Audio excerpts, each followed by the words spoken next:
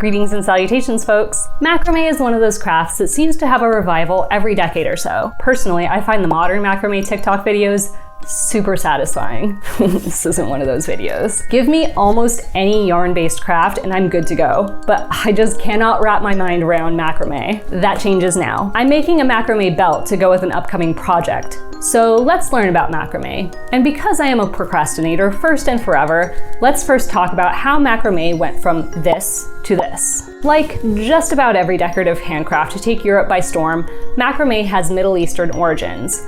Although the art of decorative knot tying goes back further still in Chinese, Egyptian, just about every culture. What we would recognize as modern macrame began in the 13th century and was completely practical. Many Arabic clothing styles of the time used zero-waste techniques, meaning they didn't cut the fabric but used the entire width, and knots were tied at the ends to keep the fabric from fraying. These knots became more and more intricate and eventually left the edges of fabric and became embellished trims in their own right. There is a long-standing cultural exchange between the Middle East, North Africa, and Italy. While Europeans have a tendency to pilfer sacred crafts, images, and rituals to enrich themselves, at this time and place, the cultural exchange seems to be the product of a trade-based relationship. Anyway, it didn't take long for this new art form to make its way to Italy and France. Unsurprisingly, sailors were one of the first groups of people to take a liking to macrame and were instrumental in spreading the craft. Makes sense. There are lots of ropes and strings involved in sailing, therefore many opportunities to practice and refine the art of tying knots. Sailors not only used macrame for practical purposes aboard ship, but sold macrame pieces when they put into port. Simultaneously to sailors' blossoming enthusiasm for macrame, nuns also found uses for the craft. Macrame has a similar look to lace-making techniques that were already becoming popular work amongst the nuns, but macrame is far less complicated. Like, far less. As a result, macrame, or punto aggrappo, which literally means knotted lace, became a popular technique amongst not only nuns, but all circles of women to create lace-like materials. The 17th century is kind of the apex of lace and lace making in early modern Europe, and macrame follows a similar trajectory. It was brought to the English court by Mary II, who apparently was obsessed with knotting threads and taught to her ladies-in-waiting. Sounds like a court I could get behind. You know, if they upped their human rights game. Macrame's popularity waxed and waned over the next several hundred years, basically popping back up whenever Eurocentric people decided handcrafts were cool again. Like the 1880s and 90s, when the arts and crafts movement swept through Europe and America as a way to counter the Industrial Revolution. Also, let's be real, busying oneself with crafts while shifting domestic responsibilities to the serving class has always been the height of European/American bouge. The ensemble I'm making, of which this belt will be a part, is from 1920. An odd time that's kind of in between two well-documented cultural moments. We're not quite into the Roaring 20s with its flappers and bootleggers yet, but we're also past World War I and any extension of Edwardianism. Past Art Nouveau, but not quite to Art Deco yet. Similarly, macrame didn't have quite the blossoming renaissance it enjoyed during previous decades, but seems to have remained popular in the 1920s in accessories like handbags and shawls. Maybe belts. Of course, we in the 21st century know that macrame had a glorious American Renaissance in the 1960s and 70s, and that brings us to this present video, because I will be teaching myself the technique using this beauty. This is a craft book that I inherited from my mother, and honestly, from now on, whenever people ask me, why are you like this? I'm gonna cite this book. This book is laid out to explain several different crafts and has projects to test out these crafts ranging from fairly simple to what is this doing in a book that teaches basic sewing skills? But before diving into technique, let's talk about materials. At its heart, macrame is just several strands of yarn and knots that incorporate all or some of the strands. Historically, Arabic macrame was usually wool, and the nuns of the Renaissance preferred finer linen threads similar to lace making. Any yarn or thread or cord can be used. Thicker cord is obviously chunkier and will require more length. Finer threads will take more time to work. The book recommends cotton glow cord, but the current macrame scene seems to prefer chunkier cotton cords. I bought a couple different thicknesses of the latter from my local craft shop to test out the differences.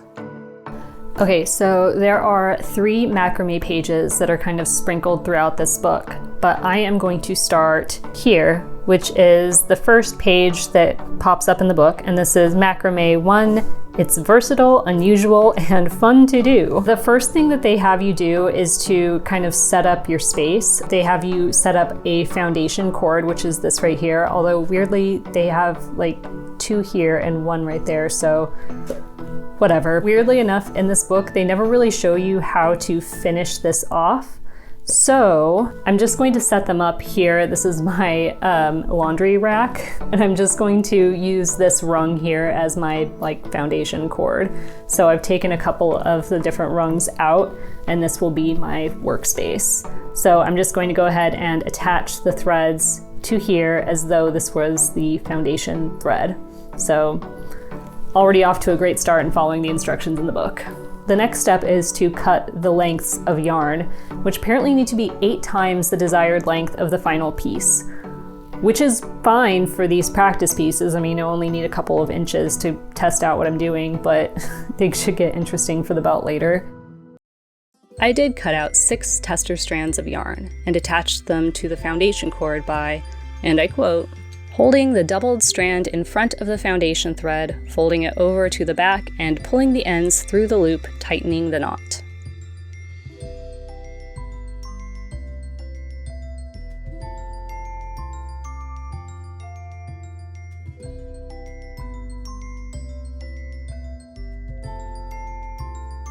Begin macrame with a row of half hitches to give it a firm base. Do this by attaching either a second foundation thread at the top left-hand side of the work, immediately below the row of knots, or by using the left or right-hand outside thread as a knot bearer.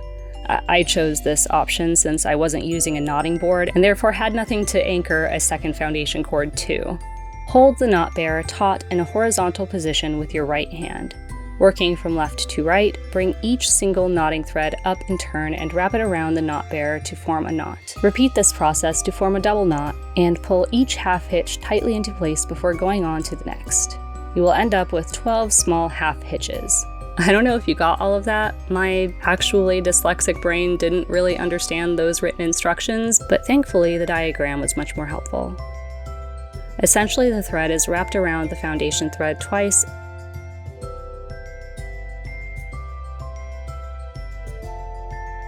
and the tail is pulled through the middle. This stitch is the basis for a lot of macrame.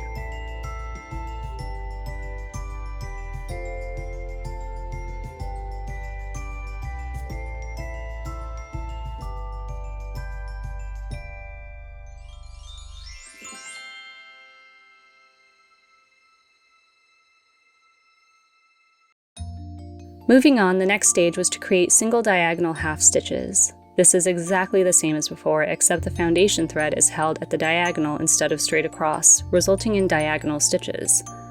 To make an X, I began at the left and went halfway across my 12 threads,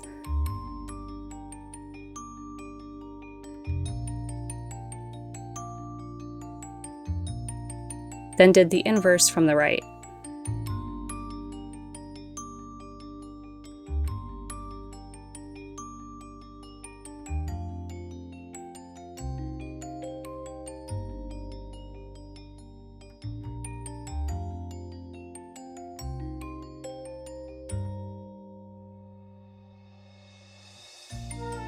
I continued the right diagonal until I reached the left end.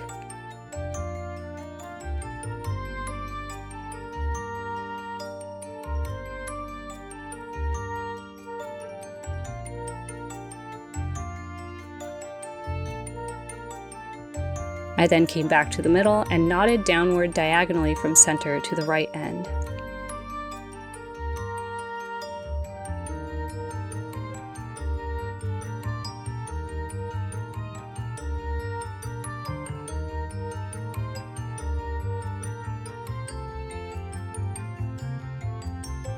Et voila!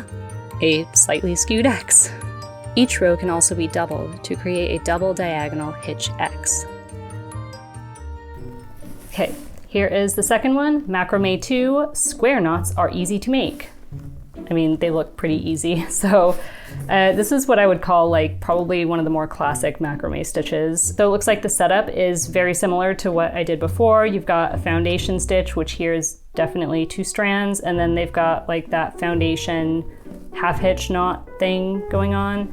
And then it looks like it's just multiples of 4 strands, which would be, you know, two strands looped to make 4. And here is the fancy stitch that they're gonna have us eventually make, which is also denominations of 4.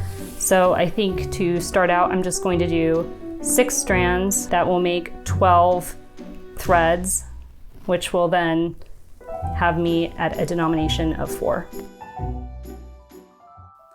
I set up this piece exactly as the first piece with my 6 doubled strands. This time I didn't bother with the preliminary half-hitched foundation row. A square knot is worked over 4 threads. The leftmost thread passes behind the 2 center threads and in front of the rightmost thread. The right thread then goes over the 2 center threads and under the leftmost thread, creating a knot. Tighten this, and that is the basis stitch for the square knot. The knot is then reversed to create the full square. I kind of started thinking of this as the 2 outer threads hugging the center threads, and the center threads kind of just hang out by the way, they never actually get worked. For the fancier version of this knot, I accidentally went a bit off-piste, but I kind of liked it. I believe what the book has you doing here is actually working a half square knot with 1 row, and then working the same on alternating threads. So you're really only ever creating half square knots. I basically did that, except I did full square knots. On the 3rd and 4th row, I left the first 2 threads hanging and worked the full square stitch on the next 4 threads, which would have been half of the first knot and half of the second knot in the first 2 rows.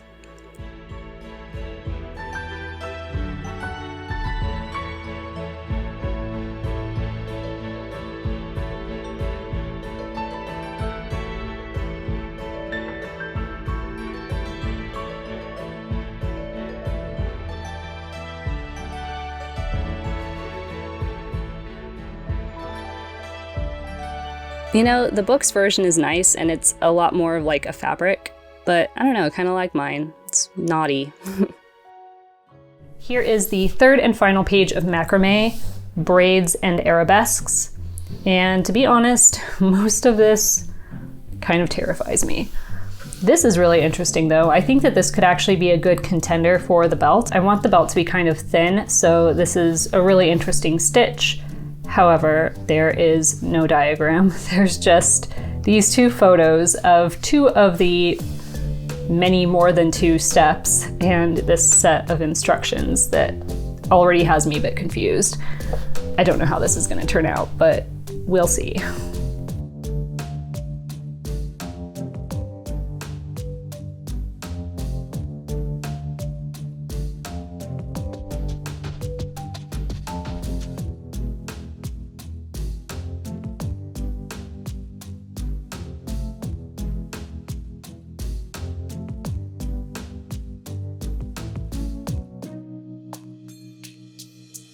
I never quite got this stitch, and when I tried researching the knot, I came up with inconclusive results. I found similar stitches, like 3D spirals, but nothing quite like this flat spiral. Oh well. So I think I can conclusively say yes, you can learn macrame from a 1970s craft book, as long as there are diagrams or a full set of photos. Okay, now for this belt. I tried out the alternating square knot in this finer cord just to see what the effect would be. And I think that it's really nice. It's a cute stitch. And I think that this, you know, is nice and belt-like. But I think that for the ensemble that I'm making, I actually need something a little bit thinner, more like a cord or something. Plus, I really want to incorporate the trim that I'm using for the dress of the ensemble, which, sorry, spoiler alert, is this. So I'm actually really drawn to just a plain square knot because then I can use this as those center strands that don't get worked and use this finer cord to kind of work around the trim so that you just kind of get like little glimpses of it every now and then. Yeah, I think I'm gonna try that. I began by hitching the trim onto the bar and then I looped the cord over that so that the cord's 2 strands would be on the outside.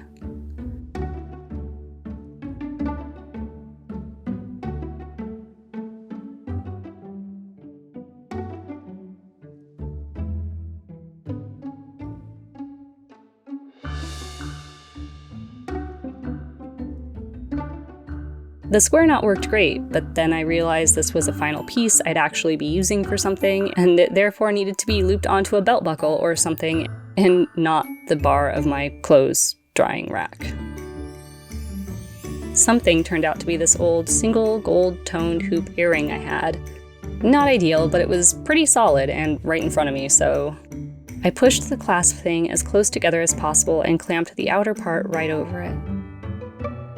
I then looped the strands over it, and kind of looped the cord back through the larger than ideal holes made by the trim. Looks like a pretzel.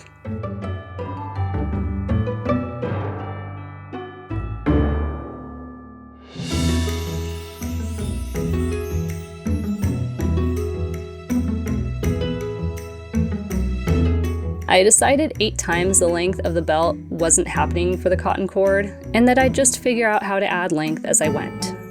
I did so by holding the new doubled piece of cord to the back of the trim and working it with the first cotton cords. I figured out these sticky out bits later. I finished the whole thing with what I hope was an attractive knot, and which I wove a couple extra strands of the cotton into so that I could make fringe. I glued the sticky out bits to the back of the work and cut off the excess. Is this ideal? No, but whipping myself over and over with like 40 feet of cotton cord would have been worse.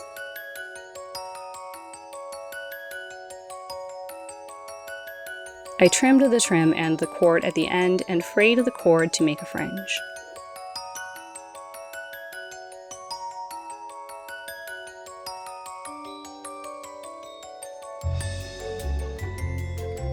Is this a historically accurate belt of 1920? No, absolutely not. But neither is the ensemble. It still needs a couple of tweaks before it's ready for the ensemble, but you'll just have to tune into the next video to see those. If you enjoyed taking this journey with me, I always appreciate a thumbs up, and feel free to hit subscribe if you fancy this sort of modern meets vintage meets historical tomfoolery. Until next time, bye!